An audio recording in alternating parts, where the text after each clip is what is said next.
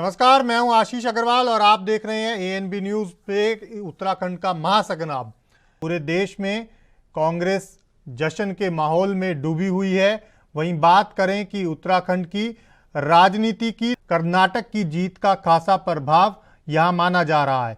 विपक्ष का कहना है कि आगामी चुनावों में कर्नाटक की जीत का प्रभाव यहां देखने को मिलेगा।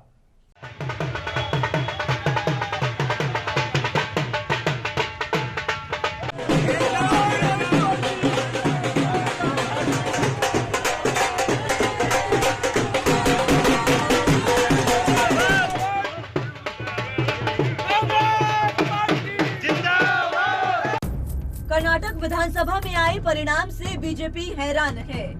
कर्नाटक चुनाव में कांग्रेस ने जादुई आंकड़ा यानी 113 सीटों से भी ज्यादा सीटें जीती है। उत्तराखंड में भी इस जीत की धूम दिखी। कांग्रेसियों ने जीत की खुशी में खूब आतिशबाजी और ढोल नगाड़े बजाए। कर्नाटक चुनाव परिणाम के बाद राजनीतिक जानकारों का कहना है कि जनता ने इस बार विकास को लेकर वोट पर चोट की है। इस बार धर्म जाति के नाम पर वोट नहीं डाले गए। जनता ने बीजेपी को नकारना शुरू कर दिया है। राजनीतिक जानकार कर्नाटक में हुई कांग्रेस की जीत को बदलाव की शुरुआत मान रहे हैं। अब छत्तीसगढ़, मध्य प्रदेश और राजस्थान में भी चुनाव नजदीक है और जानकारों के मुताबिक वहां की जनता भी वोट की चोट विकास के नाम पर ही करेगी। तो वहीं प्रदेश कांग्रेसी नेताओं का भी यही कहना है कि कर्नाटक चुनाव में जीत के बाद बदलाव की शुरुआत हो गई है और पहली बार बीजेपी अपना झूठ बेचने में नाकाम रही है। प्रदेश कांग्रेस राहुल गांधी की भारत जोड़ो यात्रा को भी जीत का श्रेय दे रही है। प्रदेश अध्यक्ष के मुताबिक उत्तराखंड सहित अब पूरे देश में कांग्रेस का परचम लहराएगा और बीजेपी की झूठ की राजनीति जनता के सामने आएगी। धर्म के नाम पर, जाति के नाम पर मतदाताओं को जो रिझाने का जो ट्रेंड है उसको थोड़ा ब्रेक लगा है कर्नाटक के चुनाव से के बाद। और अब ये है कि आपको करना है, अगर अच्छी परफॉर्मेंस देंगे तो मतदाता आपको वोट डालेंगे, चाहे आप किसी भी मजहब के हों, किसी भी पार्टी के हों। अगर परफॉर्मेंस नहीं देंगे, अच्छा काम नहीं करेंगे, तो फिर आपको इस तरह बजरंगबली की बार जय बोलने के बाद या जय श्री राम बोलने से तो आपको वोट मिलेगा नहीं। काम तो धरती पर आपका दिखना ही चाहिए, वरना नहीं होगा। और ये ट्रेंड हो सकता है आगे भी चलेगा। तो ये खास करके बीजेपी के लिए चिंता का विषय है। बहुत जोर लगाया था, सारा सरकार, सारा जितने संसाधन है वो आपने झोंक दिए वहाँ पर। इसके बावजूद भी लगभग बहुत बुरी स्थिति वहाँ पर हुई है। तो ये भविष्य के लिए भी ट्रेंड है, भारत की राजनीति के लिए भी ये अच्छा ट्रेंड माना जा सकता है कि आप जो कोई भी पार्टी हो, अच्छा काम करिए, आपकी अच्छी पॉलिसीज हैं तो ठीक है, लेकिन ये धर्म के नाम पर, जात के नाम पर, क्षेत्र के नाम पर इस तरह वोट मांगेंगे तो वो ज़्यादा दिन। हमने राजस्थान में, छत्तीसगढ़ में, हिमाचल प्रदेश में, जहाँ जहाँ कांग्रेस पार्टी की सरकारें हैं वहाँ हमने अपनी जो योजनाएं लागू की, उन्होंने उस पर विश्वास किया। राजस्थान में आज हमारी सरकार 500 रुपये का सिलेंडर बेच रही है, दे रही है आम जनता को। तो 25 लाख रुपए तक का इलाज फ्री हो रहा है। तो और बहुत सारी योजनाएं, ओल्ड पेंशन स्कीम है, तमाम ऐसी चीज़ें हैं। तो उस पर कर्नाटक की सरकार ने वहाँ यकीन किया और कांग्रेस पार्टी को वोट दिया। और मैं उम्मीद करता हूँ कि कांग्रेस पार्टी की सरकार बनेगी। जो वादे हमारी सरकार ने वहाँ किए उन पर खरी उतरेगी और जनता की भावनाओं के अनुरूप काम करेगी। और यूपी और दूसरे ऐसे स्टेट्स जहाँ इस टाइम भाजपा का गढ़ बन गया, आने वाले वक्त में उत्तराखंड जैसे स्टेट भी ऐसे होंगे, इसमें कांग्रेस की ही सरकारें बनेंगी। क्योंकि जनता धार्मिक भावनाओं को लेकर ऊब चुकी है। अब इनको एक नई सोच चाहिए, रोजगार चाहिए, अच्छे अस्पताल और अच्छे स्कूल चाहिए। कर्नाटक में जो है कांग्रेस जीत हुई है कांग्रेस की, क्या लगता है इसका जो उत्तराखंड में इम्पैक्ट पड़ेगा? क्या पूरे देश में इम्पैक्ट पड़ेगा? ये सच की जीत है और झूठ की हार है। आज लगा है कि लोगों में अब भरोसा बढ़ा है राहुल गांधी की यात्रा के बाद, और पहली बार ऐसा हुआ है जब बीजेपी अपना झूठ बेचने में कामयाब नहीं रही। डबल इंजन फेल हुआ है और वहाँ की स्टेट गवर्नमेंट के बारे में जो सुनते थे 40% कमीशन और ये वो उसका ही असर है। दूसरी तरफ जेपी नड्डा अपना राज्य हारे हिमाचल, और हमारे राष्ट्रीय अध्यक्ष आदरणीय खड़गे जी ने अपना राज्य जीत के दिया है। ये कर्नाटका की स्टेट लीडरशिप की भी जीत है, राहुल गांधी जी की जीत है। और जो डेंट दिया था बीजेपी ने हिंदू मुस्लिम नैरेटिव दे के भारत के नागरिकों को बांटने का काम किया था वोटों के चक्कर में, उस पर कड़ा फैसला जनता ने दिया है। और निश्चित ही एक संकेत है इस बात का कि जो हिंदू मुस्लिम सिख ईसाई हम सब हैं भाई भाई के नारे के संग चलेगा, देश को एक रखेगा, जो देश की इकोनॉमी को मजबूत करेगा, जो देश के डेवलपमेंट की बात करेगा, पब्लिक उसके साथ जाएगी। खोखले नारे और केवल धर्म के नाम पर राजनीति करने वालों के साथ और झूठी राजनीति करने वालों के साथ अब जनता नहीं खड़ी होगी। राजनीति में कब कहां क्या हो जाए कुछ कहा नहीं जा सकता, और चुनाव में जनता किसके सर सेहरा बंधवा दे कोई नहीं जानता। चंद लोगों को छोड़कर जनता हमेशा विकास के लिए वोट करती है। लेकिन कर्नाटक चुनाव में कांग्रेस की जीत के बाद जहां एक तरफ कुछ जानकार इसे उत्तराखंड सहित पूरे देश में बदलाव की शुरुआत मान रहे हैं, तो वहीं दूसरी तरफ कुछ जानकारों का ये भी कहना है कि कर्नाटक और उत्तराखंड की राजनीति और भौगोलिक परिस्थिति में बहुत फर्क है। इस चुनाव से कहीं कुछ फर्क नहीं पड़ने वाला, क्योंकि राजनीति में पल पल आंकड़े बदलते रहते हैं, जिसका जीता जागता उदाहरण उत्तराखंड में सामने आ चुका है। जहां एक बार बीजेपी की सरकार बनती थी तो एक बार कांग्रेस की, लेकिन वो मिथक भी टूट गया और आज बीजेपी की सरकार है जो अच्छी चल रही है। कुछ जानकारों के मुताबिक ये जरूरी नहीं कि कर्नाटक चुनाव के बाद कांग्रेस आने वाले चुनाव में भी जीते। देखिए तारिक जी, कांग्रेस की विजय वहाँ पे हुई है कर्नाटक में, उसके लिए मैं उनको बहुत बहुत बधाई देती हूँ। लेकिन कर्नाटक में और हमारे उत्तराखंड में बहुत फ़र्क है। यहाँ की समस्याएं अलग हैं, वहाँ की परिस्थितियाँ अलग हैं, यहाँ की और सारी बहुत समस्याएं, पहाड़ी समस्याएं हैं, वहाँ की अलग समस्याएं, उससे अलग हमारे उत्तराखंड पे क्या असर पड़ेगा इसके लिए हम अभी से कुछ नहीं कह सकते, क्योंकि अभी बहुत देर है। और राजनीति में पल पल पर समय गुजरता रहता है और उस पर कुछ समझ में नहीं आता क्या होने वाला है, पल पल में कुछ बदल जाता है, तो इसके लिए नहीं कर सकती। वहाँ की समस्याएं अलग है। यहाँ पे अगर हम यूपी की बात करें, यूपी में बीजेपी है, दिल्ली में क्या नाम है आप पार्टी है, तो इससे फ़र्क नहीं पड़ेगा कि कर्नाटक में कांग्रेस पार्टी है तो यहाँ पे कौन सी पार्टी आएगी, अभी इसे कुछ नहीं कर सकते। यहाँ वैसे पहले से हमेशा रहा है कि एक बार कांग्रेस और एक बार भाजपा, लेकिन वो मिथक भी अब दूर हो गया है। आगे आने वाले पल में क्या होगा कुछ नहीं कहा जा सकता, ये तो समय ही बताएगा, अभी उसके लिए अभी से कुछ नहीं कह सकते। कुछ भी हो, कर्नाटक में हुई जीत के बाद उत्तराखंड में प्रदेश कांग्रेस जश्न मना रही है और ये मानकर चल रही है कि अब बदलाव की शुरुआत हो चुकी है। लेकिन उत्तराखंड में कांग्रेस को अगर आगे बढ़ना है तो अपने गुजरे हुए वक्त पर और उनमें हुए राजनीतिक घटनाक्रमों पर ध्यान देकर उनमें सुधार करना होगा। अब होने वाले लोकसभा चुनाव में उत्तराखंड की 5 सीटों पर कर्नाटक चुनाव में कांग्रेस की जीत हुई, इसका कितना असर होगा ये देखने वाली बात होगी। फिलहाल 5 सीट बीजेपी के कब्जे में है, तो वहीं हरिद्वार लोकसभा सीट से चुनाव लड़ने को लेकर हरक और हरदा में तलवारें खींची हैं। आपको बता दें कि प्रदेश कांग्रेस में अक्सर अंतर्कलह है और गुटबाजी के अलावा अपनों द्वारा अपनों पर ही छींटाकशी सामने आती रही है। कभी कांग्रेसियों ने अपने ही नेताओं पर हार के आरोप लगाए, तो कहीं विधायकों ने कांग्रेस प्रदेश प्रभारी के ऊपर आरोप लगाए। और तो और नेता प्रतिपक्ष और प्रदेश अध्यक्ष की तैनाती के दौरान भी अलग अलग रंग देखने को मिले। जानकारों के मुताबिक प्रदेश कांग्रेस जनता का दिल तो जीत सकती है, लेकिन अपनों का दिल जीतना मुश्किल है, जिसका फायदा बीजेपी उठा लेती है। एएनबी न्यूज के लिए देहरादून से तारिक अंसारी की रिपोर्ट। कर्नाटक चुनाव में जीत का जश्न उत्तराखंड कांग्रेस ने भी मनाया और खूब ढोल नगाड़ों के साथ पटाखे भी फोड़े। कांग्रेस मानकर चल रही है कि अब सभी परिणाम कांग्रेस के पक्ष में होंगे और ये शुरुआत है। उत्तराखंड कांग्रेस प्रदेश अध्यक्ष करण माहरा का दावा आप सुन ही चुके हैं। उनके मुताबिक जनता के सामने इस बार बीजेपी की धर्म और जाति की राजनीति नहीं चली। आइए आपको सुनवाते हैं नेताओं की मिलीजुली प्रतिक्रियाएं कि आखिर नेताओं का क्या कुछ कहना है। देखिए, मैं सबसे पहले तो धन्यवाद देना चाहती हूँ कर्नाटक की जनता को कि उन्होंने जो बीजेपी अभी तक धर्म की राजनीति करती थी और हमेशा वोट के लिए ध्रुवीकरण जो करती थी, उनका जो जवाब कर्नाटक के लोगों ने दिया उसके लिए उनका धन्यवाद है।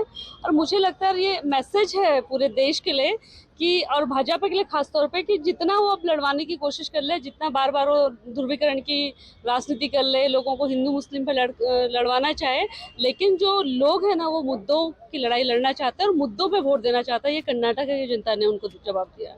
आज ऋषिकेश कांग्रेस जनों ने आतिशबाजी और मिष्ठान वितरण के साथ साथ कर्नाटक की जीत का जश्न मनाया और ये स्पष्ट हो गया है कि कर्नाटक में बजरंगबली का आशीर्वाद कांग्रेस जनों को मिला। जो बजरंगबली का नाम राजनीति में इस्तेमाल कर रहे थे उनको बजरंगबली ने श्राप देने का काम किया और साथ साथ राहुल गांधी जी की भारत जोड़ो यात्रा ने ये दिखा दिया कि भारत अनेकता में एकता का भारत है और कर्नाटक के अंदर उसका अच्छा संदेश गया और उससे आज कर्नाटक के अंदर बम्पर जीत की ओर कांग्रेस अग्रसर हुई और कांग्रेस ने जीत हासिल करी। और हम सब लोग एक बार फिर मल्लिकार्जुन खड़गे जी और राहुल गांधी जी और तमाम वरिष्ठ नेताओं को बहुत बहुत शुभकामनाएं देते हैं और इस जश्न के साथ आगे बढ़ते हुए आने वाले चुनाव में फिर जीत हासिल करेंगे। भाजपा के द्वार तो बंद ही हो चुके। कर्नाटक का तो पहले से ही एक आभास पूरे देश को हो रहा था कि कांग्रेस आ रहे, बीजेपी के थोते नारों से काम चला और फिर वहाँ क्लियर था भाजपा का। बड़ा दुर्भाग्य देश का भी है, हमें भी शर्म आती है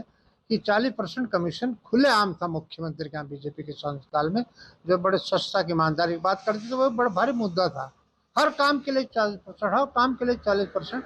तो उन्होंने शर्मसार कर दिया देश को और गरिमा गिराई है राजनीति कर्नाटक में। तो वहाँ लोग परिवर्तन चाह रहे ईमानदारी साहब। जो राहुल जी का और प्रियंका गांधी का विशेषकर जो रोड शो रहा खड़गे जी, चूँकि वहीं से संबंधित है हमारे राष्ट्रीय अध्यक्ष जी, तो कुल मिलाकर के बहुत अच्छा रहेगा और क्लियर मेजॉरिटी को अभी तक हम लोग जा रहे हैं और आशा भी यही भी उम्मीद भी है, लोग वहाँ बदलाव चाह रहे हैं। हालांकि मोदी जी एक हफ्ता वहीं रहे, अमित शाह जी वहीं रहे, लेकिन कुछ दे नहीं पाए। 5 साल आपने होश में संभाली, प्रदेश को लुटवाते रहे, गरीब आदमी परेशान था, किसान मजदूर दुखी था। आज आप लोग जा करके अपनी ताकत झोंक रहे हो, देखते तो वो मोदी का वो कोई ऐसा करिश्मा ही नहीं है। मैं झूठ बोलने में जरूर महारत हासिल है, ये हम कह सकते हैं। ऐसे झूठ बोल लेंगे, ऐसे झूठ बोल लेंगे, शायद ही कोई बोला होगा, लेकिन परिणाम देश का प्रधानमंत्री करे कुछ ना, केवल बोलता बोलता रहे, ये दुखद अध्याय है। देखिए, लोकतंत्र के भीतर जनता अपने मत को देती है। हमारा देश जो है वो एक मजबूत लोकतंत्र है। वहाँ की जनता का जो निर्णय है उसका हम लोग जो है वो सिरोधार्य करते हैं और जो हमारी कमियां रह गई उनको हम दूर करने का प्रयास करेंगे। ये तो चुनाव अंकगणित के खेल होते हैं और उसमें कई बार कुछ कमियां रह जाती हैं जिसकी वजह से सफलता नहीं होती। यद्यपि हार जीत का अंतराल बहुत कम है, लेकिन ये ठीक है कि वो चुनाव में जीते हैं और आगे उसको जो कमियां हैं उसको हम भारतीय जनता पार्टी उसको सुधारने का पूरा प्रयास करती है। हम हर चुनाव से सबक लेते हैं और अगले चुनाव की तैयारी उसी समय से शुरू कर देते हैं। ये भारतीय जनता पार्टी का गुण है। भारतीय जनता पार्टी हमेशा जनता के बीच में रहती है, जनता के लिए काम करती है और आम आदमी लोक कल्याण के कार्यों के माध्यम से आम जनता के भीतर अभी भी उसकी स्वीकार्यता सबसे अधिक है।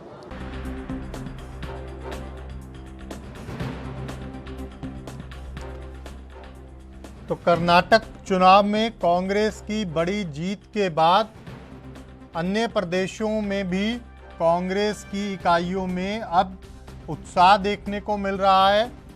लगातार कहीं ना कहीं कांग्रेसी इसे बदलाव की शुरुआत बता रहे हैं। उत्तराखंड में भी कुछ ऐसी ही तस्वीरें देखने को मिली, जहां उत्तराखंड कांग्रेस ने न सिर्फ कर्नाटक जीत का जश्न मनाया, बल्कि अब इसे बदलाव की शुरुआत भी करार दिया।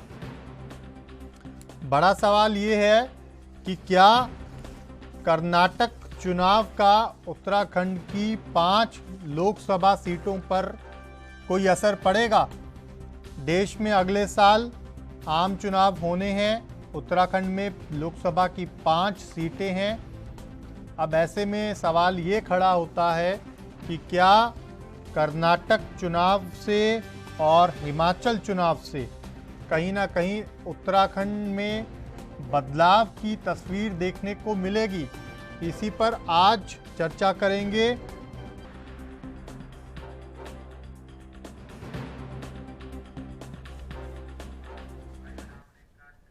इसी मुद्दे पर चर्चा की शुरुआत करेंगे। तीन खास मेहमान हमारे साथ जुड़ गए हैं, सीधा उन्हीं के पास चलेंगे और चर्चा की शुरुआत करेंगे।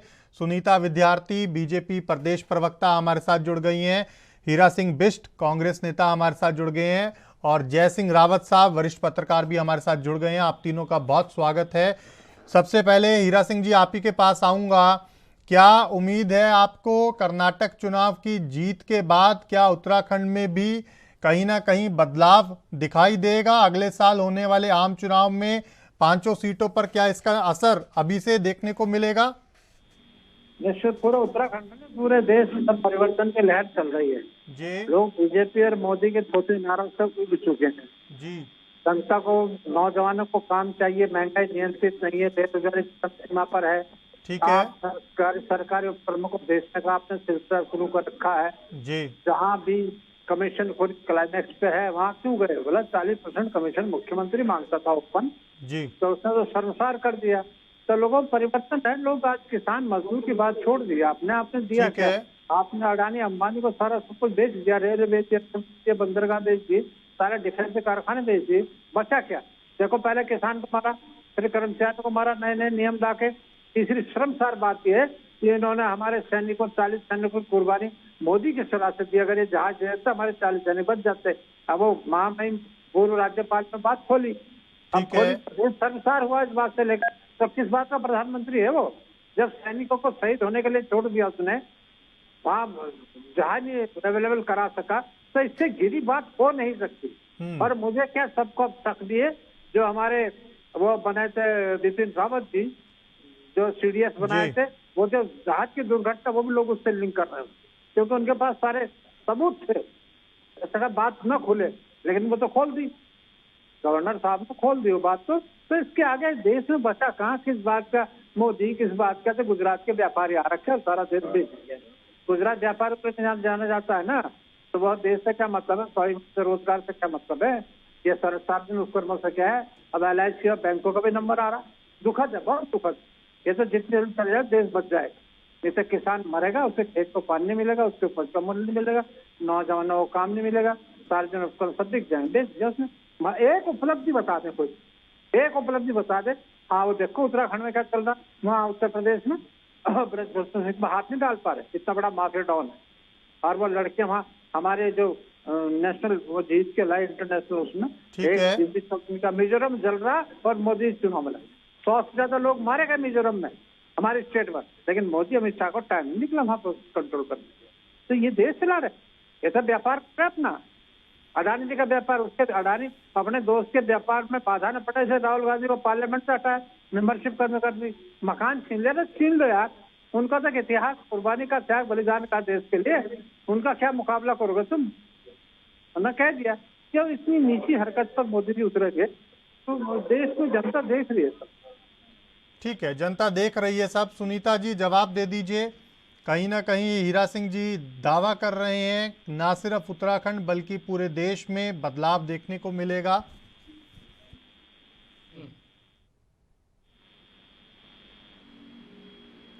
जी आशीष जी, मेरी आवाज आ रही है? जी जी जी, देखिए ऐसा है, कर्नाटका में कांग्रेस जो है मुस्लिम वोट का कंसोलिडेशन करने में सफल हुई है। इसलिए कांग्रेस पार्टी को नंदिनी ब्रांड की जो बर्फी है वो मुबारक हो। और दूसरी बात ये है कि जिस प्रकार से आप देख रहे हैं कि कर्नाटका की राजनीति और बिहार की राजनीति बहुत ज्यादा सिमिलर है, बहुत ज्यादा यहाँ पे जातीय समीकरण चलता है, वर्गों को किस प्रकार से तुष्टीकरण करना है, ये सारी चीजें रही हैं। और जितने भी विश्लेषक आज की डेट में आशीष जी जो पूरे विश्लेषण कर रहे हैं, आप देखिए कि बीजेपी को पहले के मुकाबले 38 सीटों का नुकसान हुआ जी। और इसमें ध्यान देने वाली बात ये है कि बीजेपी के वोट शेयर में कोई बहुत बड़ा फर्क नहीं पड़ा। इससे पहले चुनाव में जहां बीजेपी का वोट शेयर जो है 36.35% था, जी खाली 0.35% ही घटा है और 36% ही रहा। तो ये जो और वहीं जहां जो जेडीएस है, जनता दल जो सेक्युलर पार्टी थी वहां पे, उसके उसके वोट शेयर में भारी गिरावट आई और वो 18% से घट के 13% रह गया। यही 5% का जो वोट शेयर है वो जेडीएस से शिफ्ट होकर कांग्रेस को मिला।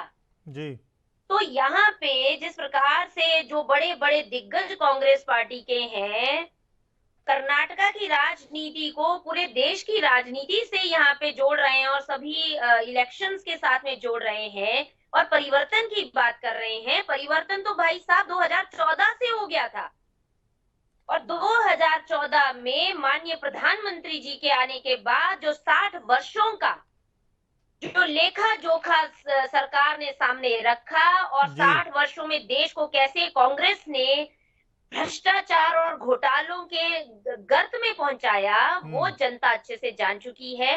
भारतीय जनता पार्टी का मूल मंत्र है सबका साथ, सबका विश्वास, सबका विकास और सबके लिए प्रयास करना। ठीक है सुनीता जी, मुझे एक बात समझाइए, मैं बीच में इंटरप्ट कर रहा हूँ। सुनीता जी एक बात समझाइए, आप वोट प्रतिशत का जिक्र कर रही हैं। हिमाचल चुनाव के परिणाम आने के बाद प्रधानमंत्री ने भी खुद वोट प्रतिशत का जिक्र किया था और कहा था कि सिर्फ 1% हमें कांग्रेस से कम वोट मिले हिमाचल में। सवाल ये है, अब फिर वोट प्रतिशत का भाजपा कहीं ना कहीं जिक्र करके ये कह रही है कि हमें वोट कम नहीं पड़े, जो भी वोट शिफ्ट हुआ वो जेडीएस का शिफ्ट हुआ। लेकिन सवाल ये, सरकार तो चली गई ना, जनता का जनादेश तो नहीं मिला ना आपको, चाहे हिमाचल हो चाहे कर्नाटक हो। आप इसको 1% से या वोट प्रतिशत में कहीं ना कहीं तोलकर इसको आप कंपैरिजन भले कर लें, लेकिन कहीं ना कहीं जनता का जनादेश तो स्पष्ट तौर पर नहीं मिल पाया ना, ये तो साफ है। नहीं देखिए, ऐसा है, जनता का हमें पूरा मैंडेट मिला है। जनता ने जो हमारे वोट शेयर है, जो हमारे वोटर्स हैं, वो भाजपा के कहीं भी डगमगाए नहीं है। कर्नाटका में चूंकि गठबंधन की सरकार थी, जेडीएस के कारण हम लोगों को जो है वहां पे सीटों का खामियाजा भुगतना पड़ा। इस चीज को कांग्रेस पार्टी अपनी जो वाहवाही लूट रही है, मैं ये कहना चाहती हूँ। देखिए, कई जगह पे कई तरीके की चीजें होती हैं और जो कांग्रेस पार्टी इस बार गिना रही है, कर्नाटका में उसका जवाब जनता ने उनको दिया। तो कहीं ना कहीं चीजें होती हैं, क्योंकि हमारी पार्टी की सरकार वहां पे नहीं आई। निश्चित रूप से ये तो फैक्ट है ही है कि जो सत्ता में है बात तो उसी की होगी, अब चाहे जो भी रीजन रहा हो। लेकिन इस चीज का बवंडर बना के पूरे देश में लागू कर देना, ये बहुत बड़ी बेवकूफी है। चलिए ठीक है, मैं आऊंगा। और उत्तराखंड की राजनीति में बहुत फर्क है। ठीक है, मैं आऊंगा आपके पास। जय सिंह जी भी हमारे साथ जुड़े हुए हैं। जय सिंह जी, कर्नाटक चुनावों के परिणाम का कितना असर उत्तराखंड की राजनीति पर पड़ेगा? क्योंकि आप पत्रकार हैं, लंबे समय से उत्तराखंड को कवर कर रहे हैं, उत्तराखंड की राजनीति को देख रहे हैं, समझ रहे हैं। क्या लगता है आपको, क्या 2024 के आम चुनाव में उत्तराखंड की 5 लोकसभा सीटों पर बदलाव देखने को मिलेगा? कर्नाटक चुनाव से तो निश्चित रूप से जो कांग्रेस का जो काडर है वो उसमें उत्साह बढ़ा है, वो इनर्जाइज हुआ है, उसकी उम्मीदें बढ़ी है। तो यही नहीं है, सारे देश भर में कांग्रेस के कार्यकर्ताओं में नए जीवन का नई स्फूर्ति आई है, संचार हुआ है। लेकिन वो बिल्कुल हो जाएगा 2024 के लोकसभा चुनाव में, बिल्कुल उत्तराखंड में काया पलट हो जाएगी तो कहना मेरे ख्याल से बहुत कुछ ज्यादा ही है जी। हाँ ठीक है, और दमदार तरीके से लड़ेंगे। और बीजेपी के लिए तो एक चीज तो तय हो गई है, जो ये गारंटी समझते थे कि बीजेपी वाले कि मोदी जी आएंगे तो पलट देंगे सारा हिसाब किताब, सारा सिस्टम, मतलब चुनावी धारा ही बदल देंगे। वो हिमाचल में नहीं बदल पाए, कर्नाटक में तो मोदी जी गला फाड़ फाड़ के भजन बलि की जय बोलते रहे, फिर भी कुछ हुआ नहीं। तो वो तो नहीं होगा। लेकिन ये कहना कि कांग्रेस अब कर्नाटक की वजह से उत्तराखंड में जीत जाएगी, ये कहा नहीं जा सकता। दूसरी अभी तो इनके नगर पालिकाओं के लोकल बॉडी के चुनाव होने हैं, उसी में देखा जाएगा कि कर्नाटक का असर क्या हुआ। दूसरी बात, कर्नाटक और उत्तराखंड में दो चीज है। कर्नाटक देखो कितने उनके मतभेद भी रहे हैं शिव कुमार में, सीतारमैया में, बावजूद इससे देखो चुनाव वो मिल से लड़े। और यहाँ अभी कुछ हुआ नहीं है, आप देख रहे हैं सूत्र कपास और हरिद्वार अभी बता रहे थे आप, अभी एनालिसिस आ रहा था कि हरिद्वार में मालूम हरीश रावत जी, भरत सिंह जी अपने लगे हुए हैं दूसरी। अरे पहले तो तब देखा जाए तो उनको कर्नाटक से सीखना पड़ेगा, कांग्रेसियों को भी सीखना पड़ेगा, बीजेपी को भी सीखना पड़ेगा कि आपका एक तो जो ओवर कॉन्फिडेंस है वो आपका नुकसानदायक है, आपके किसी के लिए भी होता है। दूसरा जो अहंकार जो आ जाता है, कादर में आ जाता है हर जगह। हम उत्तराखंड में भी देखते हैं कि रूलिंग पार्टी में कितना अहंकार आ जाता है, ठीक है, इसी में भी था। इस बार तो ज्यादा ही बीजेपी वाला में कुछ ज्यादा ही मुझे अहंकार नजर आता है। तो वो जो चीजें हैं उससे इनको बचना चाहिए। और ये जो हिंदू मुसलमान ये सारी चीजें करके काम नहीं चलेगा। उत्तराखंड में बहुत चला, अभी भी चल रहा है उत्तराखंड में। ये कभी कॉमन सिविल कोड की बात होती है, कभी आपको नागरिक जनसंख्या कानून की बात होती है, कभी दूसरी बातें करते हैं, लेकिन आपको रिजल्ट देना पड़ेगा, परफॉर्मेंस देनी पड़ेगी। तो अगर परफॉर्मेंस नहीं देंगे तो कर्नाटक की जगह हो जाएगी। लेकिन ये कुल मिलाकर ऐसा है कि ठीक है, कांग्रेसियों के लिए अच्छी खबर है, कर्नाटक का चुनाव वो जीत गए हैं, बहुत अच्छे उससे जीतिए, उससे उत्साह रहता है। और पॉलिटिकल पार्टी में तो ये सब चीजें होती हैं जिससे कार्यकर्ता कौन किसको जिताता कौन है, और कार्यकर्ता जिताता है। कार्यकर्ता का मनोबल रहेगा तो ऊंचा रहेगा तो पार्टी को भी जिताएगी। तो वो स्थितियां हैं। तो अभी देखते हैं क्या ऊंट के करवट बदलता है उत्तराखंड की राजनीति का। बिल्कुल, तो कहीं ना कहीं ये देखने वाली बात रहेगी कि 2024 में उत्तराखंड की जनता किसको अपना जनादेश देगी। लेकिन आपकी दोनों बातों का मैं जवाब ले लेता हूं, पहले सुनीता जी से और फिर हीरा सिंह जी से। सुनीता जी, आपके पास आऊंगा। जो बात अभी जयसिंह जी ने कही कि कहीं ना कहीं प्रधानमंत्री नरेंद्र मोदी का जो जादू था वो अब चलता हुआ नजर नहीं आ रहा। जिसके सहारे राज्य की इकाइयां चुनाव मैदान में उतरती थी, उनको लगता था कि प्रधानमंत्री की रैली करा देंगे, प्रधानमंत्री का रोड शो करा देंगे तो चुनाव में नैया पार हो जाएगी, चुनाव घर बैठे बिठाए जीत जाएंगे। भले ही हमारा काम कैसा भी रहा हो, जनता खुश है या नहीं खुश है। हिमाचल में जहां आपका गढ़ था वहां पर प्रधानमंत्री की रैली के बावजूद सीटें नहीं निकल पाई।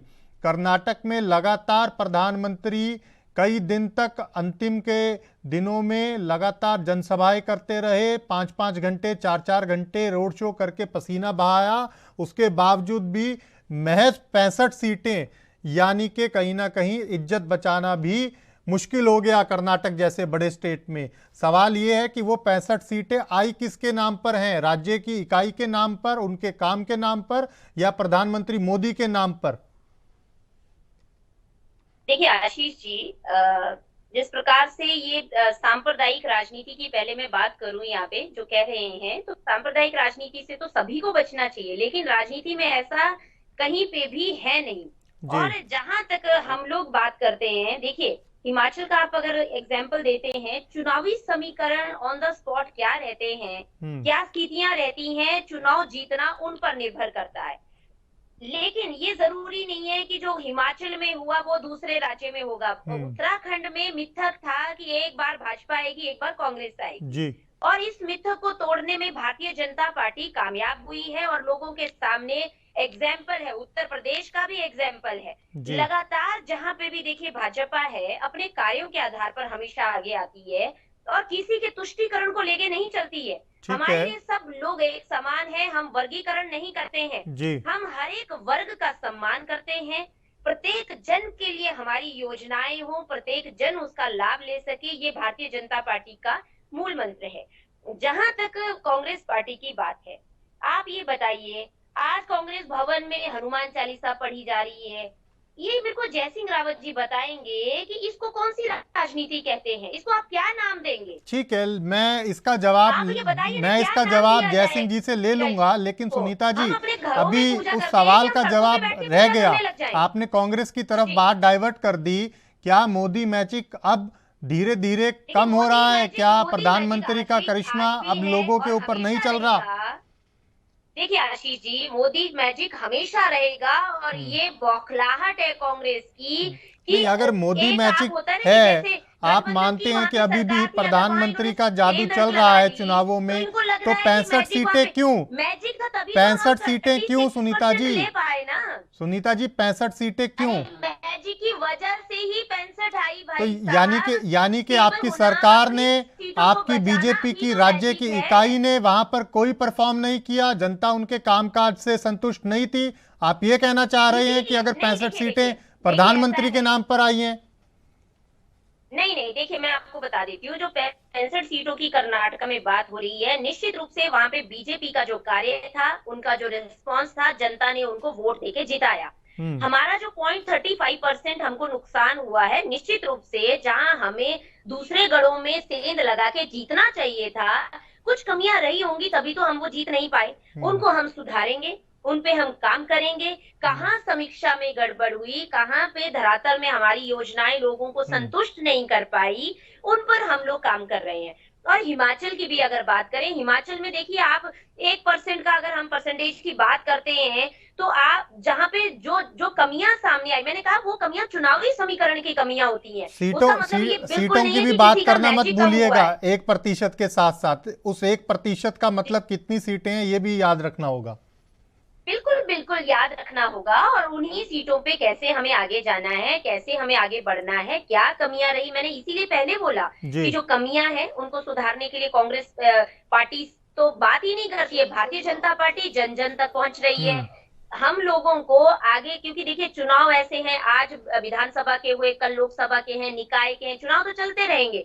तो हमारी जो योजनाएं हैं वो कहाँ तक धरातल में, हमने कहा कि कैसे संतुष्ट नहीं कर पाई, उन पे हमारा विश्लेषण है। और यहाँ पे जिस प्रकार से बात हो रही है, यहाँ पे वो विधानसभा क्षेत्र का क्षेत्रीय मुद्दों पे चुनाव होता है, लोकसभा का चुनाव जो है वो राष्ट्रीय मुद्दों पे होता है। राष्ट्रीय वहां के क्षेत्र में क्या, लोकसभा क्षेत्रों में क्या कार्य हुआ, कितनी केंद्रीय योजनाओं से लाभान्वित लोग हुए, कितने लाभ जनता को मिले, उन पर होता है। निकाय चुनावों में स्थानीय चुनाव होता है, स्थानीय मुद्दों पे होता है। ये तो सभी को ठीक है, मैं आऊंगा आपके पास। हीरा सिंह जी के पास जाना है। हीरा सिंह जी, 3 बातें हैं। पहली ये कि कहीं ना कहीं जयसिंह जी कह रहे हैं कि हरिद्वार सीट की बात कर ली जाए या आप पूरे उत्तराखंड की बात कर लें। सबसे पहले एकजुट होना होगा। अगर आपस में ही कांग्रेस के बड़े नेता सीटों को लेकर कहीं ना कहीं गहमा गहमी करेंगे तो इससे पार्टी का भला होने वाला नहीं है। इसके लिए क्या रणनीति है आपकी? कैसे इस मामले को सुलटाएंगे? पहला सवाल। दूसरा ये कि कहीं ना कहीं सुनीता जी ने कहा कि जय श्री राम करते करते तो आप लोगों ने देर कर दी, लेकिन अब जय बजरंग बली कर रहे हैं जरूर कर्नाटक के बाद। ऐसा है, बीजेपी जिस लाइन को चल रही है कर्नाटक में वो चाल चल नहीं पाई। वो कांग्रेस ने उससे ज्यादा कहीं गंभीरता बजरंग बली के नाम पर दिखाई, और लोगों ने कहा कि बीजेपी तो ड्रामा करते सौदा करती है, केवल चुनाव जीतने को करती है। कांग्रेस जो भी करती है सम्मान करती है और बिल्कुल आत्मीयता के साथ करती है हर एक देवी देवता का। उत्तराखंड में तो मैं नहीं समझता कि यहाँ तो उपलब्धियां बीजेपी सरकार की आज तक की कुछ है नहीं मेरे समझ से। ये चुनाव लड़ेंगी, हमारे मतभेदों से कुछ हो रहे टाइम पर सब लोग हम लोग एक हो जाते हैं। कोई उसमें गलतफहमी, इनको बीजेपी को गलतफहमी है तो है रहे, लेकिन जो आज प्रदेश की हालत होगी, जो आज शीशा लेजर हो रही, जो कोई विकास के काम शून्य, एक उपलब्धि नहीं बता सकते। केवल ये कानून पास कर रहे हैं, हम कानून पास कर रहे हैं, इससे तो काम नहीं चलेगा ना। ना आप दोषियों को सजा देने के चक्कर में हो, ना आप भर्ती प्रकरण में सीबीआई इंक्वायरी करा रहे, ना अंकिता भंडारी में सीबीआई इंक्वायरी करा रहे, ना बड़े नेताओं के गले में आप हाथ डाल रहे हैं। मंत्री आपके जनता को पीट रहे हैं उतर के, ना आप उसमें कार्रवाई कर पा रहे हैं। मुख्यमंत्री है, बीच में नहीं सुनीता जी, इंटरप्ट नहीं, बीच में नहीं, बात पूरी होने दीजिए। तब तो रहेगा। कह रहा पलायन के 4 लाख लोग पढ़े लिखे, पलायन आयोग की रिपोर्ट है, 8 साल में बीजेपी के प्रदेश को छोड़ के चला, क्योंकि रोजगार नहीं मिला। आप तो क्या उपलब्धि, मैं कह रहा हूँ अस्पताल बता दो, कोई इंजीनियरिंग कॉलेज का अस्पताल, चलिए बस बेड़ा। हीरा सिंह जी, क्या विकास बिष्ट साहब सुनिए, हीरा सिंह जी, झूठी हवाई यात्राएं और ड्रामेबाजी का। ठीक है बिष्ट साहब, सवाल सुन लीजिए, अब सवाल सुन लीजिए। काम तो ये कह रहा हूँ कि कर्मचारियों की पेंशन क्यों नहीं बहाल कर रहे हैं आप लोग? ठीक है, अब सवाल सुनिए, अब सवाल सुनिए बिष्ट साहब। सुनीता जी कह रही हैं कि मोदी मैजिक बरकरार है और लोकसभा का चुनाव देश के मुद्दों पे होगा, और आप तो ये सारे राज्य के मुद्दे गिनवा रहे हो, इनसे जनता का सरोकार ही नहीं है शायद, क्योंकि उज्ज्वला योजना प्रधानमंत्री से कहीं ना कहीं जुड़ी हुई या शुरू की हुई प्रधानमंत्री के द्वारा, और कई योजनाओं के नाम पर वोट मांगेंगे वो। ये राज्य के मुद्दे हैं जो आप गिनवा रहे हैं, इनके नाम पर चुनाव नहीं होना। सुनीता जी ने स्पष्ट कर दिया है, लोकसभा का चुनाव है, देश के बड़े मुद्दों के ऊपर चुनाव होगा। आशीष जी सुनिए, लोकसभा चुनाव के जो मुद्दे हैं वो वहाँ के क्षेत्रीय मुद्दे हैं। आपने FRI क्यों बंद कर दी, क्यों बेच दी? ये मुद्दे रहेंगे हमारे सेंटर के, ये सेंटर के हेडक्वार्टर आप इनसे पूछिए, राजस्थान का उदाहरण दे रहे थे, 1106 रुपए में वहाँ सिलेंडर मिल रहा है। कहाँ गई सब्सिडी, कितने लोगों को मिली सब्सिडी? आपने स्वीटर को कहा था कागजों में 500 रुपए का सिलेंडर लिखा है, लोगों के घर तक नहीं पहुंचा 500 रुपए में सिलेंडर। बता दीजिए यहाँ पे। सुनीता जी केंद्र की 3 ऐसी योजनाएं बताइए जिसमें उत्तराखंड नंबर 1 है। केंद्र की 3 योजनाएं, आपकी बात बड़ी कर दी, केंद्र की 3 योजनाएं बता दीजिए जिसमें उत्तराखंड नंबर 1 है। योजना की, भारतमाला परियोजना की, कम्युनिकेशन में आप देख लीजिए, हर जगह पे भारतीय जनता पार्टी केंद्रीय सरकार की योजनाओं से जनता को लगातार लाभान्वित कर रही है। और मैंने तो इनसे ये पूछा कि भैया आपके पास तो प्रत्याशी ढूंढने से नहीं मिल रहे, नाम तो ले दीजिए कि कौन लड़ेगा। आप ये तो बता दीजिए कि हरक जी को लड़वा रहे हो या हरीश रावत जी को लड़वा रहे हो, जनता कंफ्यूज है। आप भैया कारवां लूटा तो लूटा कैसे, वहां पे बात करिए, आप इधर उधर की ना झांकिए। ठीक है बिष्ट साहब, जवाब दे दीजिए। सुनीता जी 2 बातें कह रही हैं प्रमुख तौर पर, पहली ये कि केंद्र की योजनाओं का पूरा लाभ जनता जनार्दन को मिल रहा है, और दूसरा ये कि कहीं ना कहीं कांग्रेस की बगावत ही है जिससे जनता कंफ्यूज है, कौन लड़ेगा ये भी नहीं पता, प्रत्याशियों के नाम भी नहीं है, सुनीता जी कह रही हैं। प्रत्याशियों का नाम तो सुनीता जी को पता है कि पार्टी हाईकमान करता है, ये कोई जरूरी कि इनके सिटिंग MP लड़े, हम तो 4 सिटिंग MP लड़े, इनको हम हिसाब किताब पूछेंगे क्या किया इन्होंने, क्या नहीं किया। आजकल कांग्रेस सिटिंग MP भी हरिद्वार में आज तक 4.5 साल तक पता नहीं था कहाँ नहीं थे, हम तो पूछेंगे वो सवाल, निश्चित रूप से पूछेंगे, कोई उपलब्धि नहीं है। ठीक है, मैं आऊंगा आप दोनों के पास, जय सिंह जी के पास एक बार जाना है मुझे। जय सिंह जी, कहीं ना कहीं जिस तरह से सुनीता जी दावा कर रही हैं कि केंद्र की योजनाओं का लाभ उत्तराखंड की जनता तक पूर्ण रूप से पहुंच रहा है, आप पत्रकार हैं, लंबे समय से उत्तराखंड को देख रहे हैं, उत्तराखंड की राजनीति को समझ रहे हैं, क्या तस्वीर आपको नजर आ रही है? क्या वाकई में केंद्र की योजनाओं का जनता जनार्दन उत्तराखंड की इतना लाभ ले रही है कि 2024 में उन योजनाओं के नाम पर ही 5 सीटों पर कहीं ना कहीं भाजपा वोट मांग पाएगी? और दूसरा सवाल ये कि मौजूदा समय में 5 सीटें भाजपा के पास हैं, लेकिन अगर समीक्षा की जाए तो क्या लग रहा है आपको, जनता जनार्दन क्या 5 सांसदों के काम से संतुष्ट है इस वक्त? देखिए, जहाँ तक आपका ये सवाल है, पहले तो अभी सुनीता जी कह रही थी कि कांग्रेस में पूछो कि आपका कारवां कैसे लुटा। अरे उनका तो लुट गया, पहले लुट गया, उत्तराखंड में लुट गया, वो आपने लुटवा दिया, वो मुस्लिम यूनिवर्सिटी के नाम पे, तो लेटेस्ट तो आपका लुटा है कर्नाटक में। खैर बहरहाल ऐसा है, ये कहना सही नहीं है कि इतना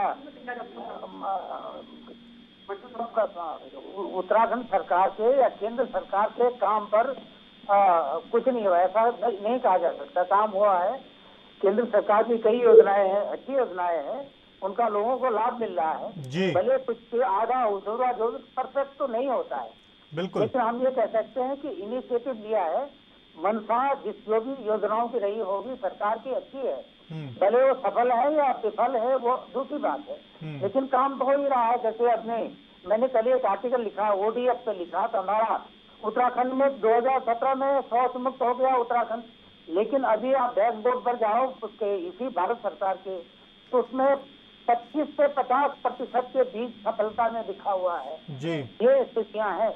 लेकिन हुआ तो ऐसा तो नहीं है, गाँव में बहुत सारे शौचालय बने, लोग क्या कहते हैं महिलाओं को बड़ी जिनका है वो हुआ है, तो कुछ न कुछ तो होगा। मेरा कहना है कि आप अपनी उपलब्धियों पर वोट मांगे तो अच्छी बात है, उस पर ही मांगा जाना चाहिए और आपको वोट मिल भी सकता है, करेंगे। भले आपकी नाकामयाबी बहुत सारी हैं जी, महंगाई है, बेरोजगारी है, बहुत सारी चीजें हैं, लेकिन आप सफलताएं भी हैं। लेकिन बजाय आप ये करने के जय बजरंग बली बोलेंगे या जय श्री राम बोलेंगे, अरे वो तो हमारा अपनी आस्था का विषय है। अभी आपने कहा था कि कांग्रेसी क्यों कर, अरे कांग्रेसी करने पर ये भी ढोंग है, आप तो जाके कांग्रेस भवन में या कहीं जाके बजरंग बली की पूजा, ये हमारे आस्था का विषय है, ये इंडिविजुअल होता है, कोई राम को मानता है, कोई रहीम को मानता है, वो अलग बात है। ठीक है, हमारे हिंदुओं में भी कोई शैव है, कोई वैष्णव है, आऊंगा सुनीता जी, बात पूरी होने दीजिए। हाँ, अलग अलग जाता है, तो व्यक्तिगत मामला है हमारा। लेकिन हमारी जो पॉलिटिकल पार्टियां हैं वो अपने का जो आपकी परफॉर्मेंस है उसके हिसाब से मांगे। अगर आपने अच्छा काम किया होगा तो जनता आपको वोट देगी, अगर आपने खराब काम किए, अच्छे काम नहीं किए होंगे तो आपको नकार देगी। जैसे वहां पर हुआ, कर्नाटक में हुआ, वहां तो नहीं चला, धार्मिक मुद्दा नहीं चला, वहां पर ये था वो मुसलमानों का आरक्षण खत्म करके बात हुई थी कि भाई बोका लिंगा में दे देंगे, लिंगायत में देंगे, मतलब धर्म से लेके जातिवाद पर आ जाएगा, वहाँ भी तो किया था, लेकिन वो भी नहीं चला। उनका केवल ये था कि परफॉर्मेंस क्या थी, उस सरकार की परफॉर्मेंस ठीक नहीं थी, इसलिए अभी रुकिए, उस सरकार की परफॉर्मेंस नहीं थी इसलिए हो गया। तो यहाँ भी उत्तराखंड में भी हम चाहते हैं उत्तराखंड में मुद्दों पर आधारित तो अगर आपके काम अच्छे होंगे, आप जनता का काम अच्छा होगा, तो मेरे या किसी भी कहने से क्या होता, जनता आपको वोट डालेगी। नहीं करेंगे कोई हाल होगा जो कर्नाटक में हुआ। ठीक है, सुनीता जी कुछ बोलना चाह रही हैं? जी जी, देखिए आशीष जी, जयसिंह रावत जी ने बहुत अच्छा हिंट दे दिया है और बीइंग एनालिस्ट समझा भी दिया है कि दोनों दल ओवर कॉन्फिडेंट ना हो और दूसरी बात की जो अननेसेसरी चीजें हैं उनको मुद्दा ना बनाए, कार्यों को आधार मान के आगे बढ़े तो दोनों को फायदा होगा। अब जहाँ तक भारतीय जनता पार्टी की हमारी बात है, हमने डे 1 से हमेशा चुनाव में जाने से पहले हम हमेशा ये एक बात क्लियर रखते हैं कि अपने द्वारा किए गए कार्यों के आधार पर जनता हमें चुने, जनता हमें अपना आशीर्वाद दे। और जैसे केंद्रीय योजनाएं हैं, चाहे महिला वर्ग ले लीजिए, शौचालय की बात करें, हम गैस की बात करें, उज्ज्वला योजना का सेकंड फेज में आप देखिए कितने लाखों कनेक्शन हमने दे दिए, प्रधानमंत्री आवास योजना ले लीजिए, प्रधानमंत्री जन कल्याणकारी योजनाओं में इतना लोगों को, हर वर्ग को लाभान्वित किया जा रहा है। कांग्रेस पार्टी तो गिनते गिनते थक जाएगी क्योंकि इनके पास घोटालों की लिस्ट तो बहुत लंबी है, लेकिन योजनाओं की एक भी योजना ये बना नहीं पाए। अब ये बातें सब होती हैं, नीयत पे निर्भर करती हैं, और कांग्रेस पार्टी की तो नीयत ही ऐसी हो गई है कि काम कुछ नहीं करना। जहाँ पे कांग्रेस शासित प्रदेश है, आप देखिए वहाँ पे किस तरीके से जो है, वहाँ पे किस तरीके का अनुशासन है, क्या वहाँ पे अत्याचार हो रहे हैं, तमाम लोगों के पास वहाँ पे डेटा है। और आज डिजिटल क्रांति के युग में हम झूठ नहीं बोल सकते। आज आप बताइए, राजीव गांधी बोलते थे कि 1 रुपया यहाँ से हम देते हैं, 15 पैसे भी नहीं जनता के पास पहुँचते हैं। आप यहाँ पे चैनल में बताइए कि आज जिस तरीके से ट्रांसपेरेंसी हो रही है, हर वर्ग को, चाहे किसान वर्ग में भी 40% की सरकार का नारा भारी पड़ गया। देखिए ऐसा है, जहाँ पे जिसने, जैसा मैंने आपको बात बताई कि कर्नाटका की स्थिति जेडीएस के कारण वहाँ खराब हुई है और भाजपा ने अपना वोट शेयर जो है वो कायम रखा। हम लोगों को जो लेना चाहिए था वोट शेयर, हम नहीं ले पाए, ये सही बात है। हम लोगों ने, मैं यही कह रही हूँ कि अगर वहाँ पे कोई कमियां रही हैं उन पे हम काम करेंगे। हमारे पास चुनौती के रूप में वो आगे कमियां रहेंगी। ठीक है, हीरा सिंह जी के पास आऊंगा। ठीक है, हीरा सिंह जी जवाब दीजिए। सुनीता जी कह रही हैं कि कांग्रेस की नीतियां ही ऐसी हैं जिससे जनता को कोई लाभ नहीं होता, और भाजपा की जो कहीं ना कहीं सीधे तौर पर प्रधानमंत्री की जन कल्याणकारी योजनाएं हैं, आज जनता उसका इतना लाभ उठा रही है कि इस बार उनको कहीं ना कहीं जनता खुद समझते हुए, देखते हुए और मानते हुए नीतियों को खुद हमें वोट देगी।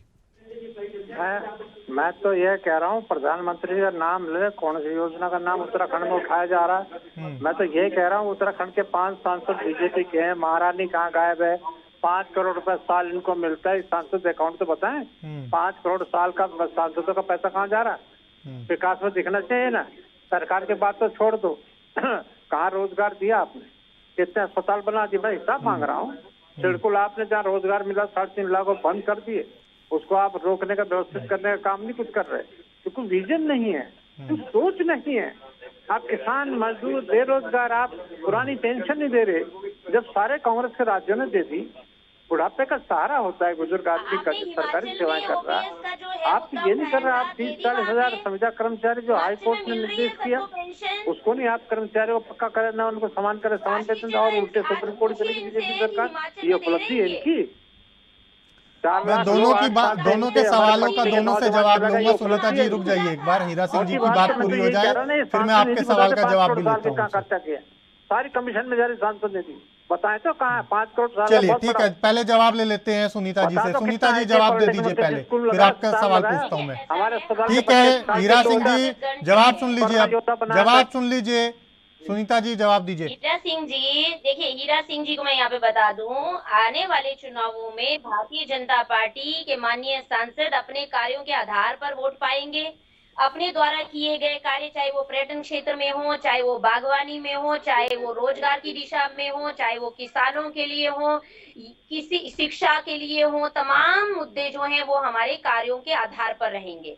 और हमारे माननीय सांसदों द्वारा वाइब्रेंट विलेज योजना के माध्यम से जनता को लाभान्वित किया गया कि आपने वाटर, इलेक्ट्रिसिटी, पावर, ये सब चीजें के अलावा वहाँ पे हर घर में नल पहुंचाने का, हर जगह मुफ्त में, हम लोग 1 रुपए के कनेक्शन में हम लोगों ने इतने कनेक्शन दिए, इतने लोगों को आवास दे रहे हैं।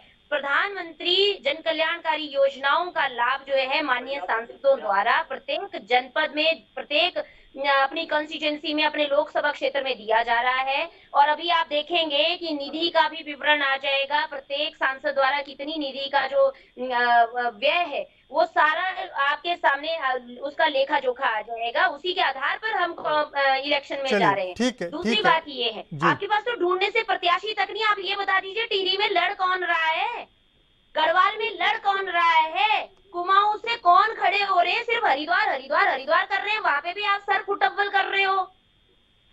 कभी गंगा जल के किनारे रहने वाला व्यक्ति हैंडपंप के पानी से नहा रहा है और बिना मंदिर गए घर घर प्रसाद बांट रहा हो, तो बताइए जनता को कितने पैसे इकट्ठे करे? खनन में सारा सरकार खनन से इकट्ठे कर रही है, अवैध वसूली।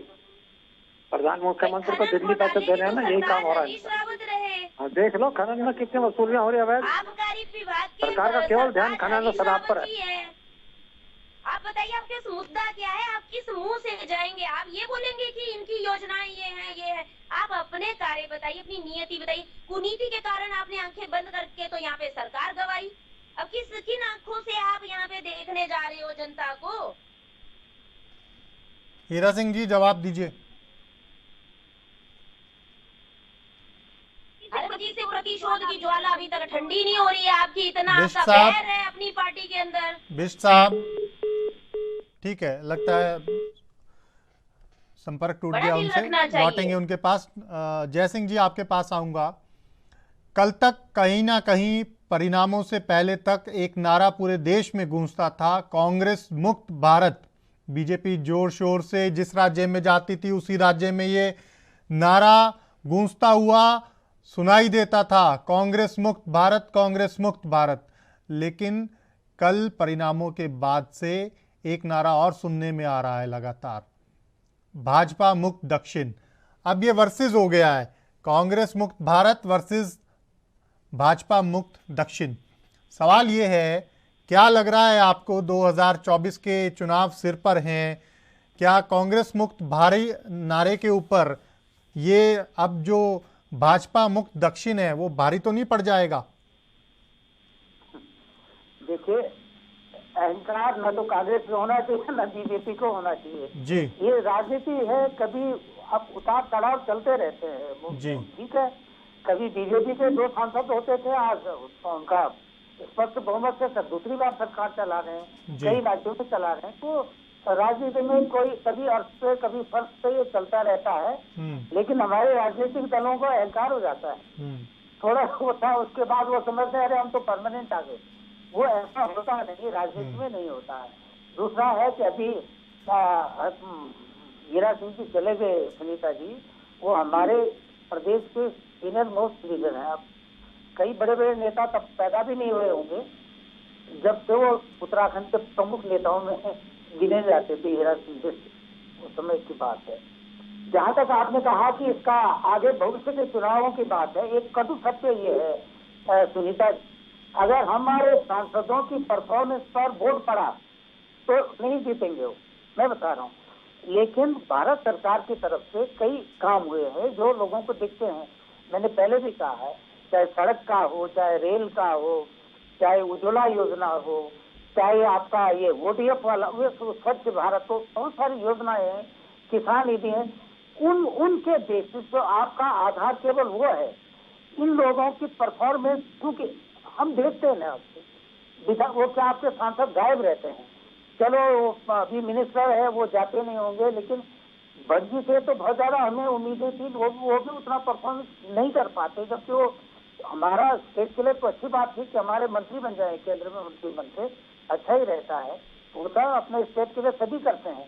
जैसे ममता भी रेल मंत्री थी तो उन्होंने अपने यहाँ दुरंतो चला दिया, कोई दूसरा मिनिस्टर होता तो अपने राज्य के लिए सब कुछ करते हैं, लेकिन बर्जी से जितनी उम्मीद थी उतनी वो भी नहीं कर पाए। तो जो ये करेंगे अभी वक्त है इनके पास, वरना इनकी परफॉर्मेंस 5 की 5 की बहुत खराब है, ये जीतने वाली नहीं है। मैं ये नहीं कह रहा हूँ वो हार जाएंगे, क्योंकि बाकी केवल वही फैक्टर नहीं होता, बहुत सारे फैक्टर चुनाव में होते हैं। केंद्रीय योजनाएं हैं, मोदी जी का करिश्मा तो साउथ में भले चले न चले, लेकिन उत्तराखंड में तो फिलहाल तो सही है, तो वो उन्हें देखना चाहिए। लेकिन अभी समय है, काम आप अच्छे काम करेंगे, प्रदेश का भी भला होगा, आपकी कंस्टिट्यूंसी का भी भला होगा, आपका भी भला होगा। चलिए ठीक है जय सिंह जी। सुनीता जी जल्दी से जवाब दे दीजिए, वक्त का अभाव है। परफॉर्मेंस अच्छी नहीं है, जय सिंह जी कह रही हैं। देखिए परफॉर्मेंस अच्छी है, अच्छे कार्य जो है माननीय सांसदों द्वारा किए जा रहे हैं। लगातार सांसदों को देखिए केंद्र से भी दिशा निर्देश मिलते हैं, और जिस प्रकार से वो निधि की बात कर रहे हैं, आधे से ज्यादा निधि जो है, देखिए कब का आंकड़ा है आपके पास में, जन कल्याणकारी योजनाओं के माध्यम से लोगों को लाभान्वित किया है। ऐसा नहीं है, हर महीने जो है दिशा निगरानी समितियां होती हैं, सभी अधिकारियों के साथ बैठा जाता है, कौन सी योजना धरातल पर पहुंची, पूरी समीक्षा होती है। और ब्लॉक स्तर पर हर ब्लॉक में हमारी योजनाएं कैसे जा रही हैं, किस तरीके से जनता तक पहुंच रही हैं, या कहाँ पे अभी अगर कोई योजना धरातल पर पूरे तरीके से पूर्ण नहीं हो पाई है तो किन वजहों से रोकी गई है या रुकी है, तमाम चीजों पे समीक्षा होती है। और आप देखिएगा कि सांसदों की परफॉर्मेंस, जितनी भी केंद्रीय जो योजनाएं हैं वो सांसदों के माध्यम से ही राज्य में समाहित होती हैं, संचालित होती हैं। और यहाँ पे ठीक है, ये बहुत सारी योजनाएं, चलिए ठीक है, वक्त का अभाव है, समय खत्म हो चुका है। बहुत शुक्रिया आप तीनों मेहमानों का हमारे साथ चर्चा में जुड़ने के लिए। अभी के लिए मेरे साथ इतना ही। आप देखते रहिए ANB न्यूज़। नमस्कार।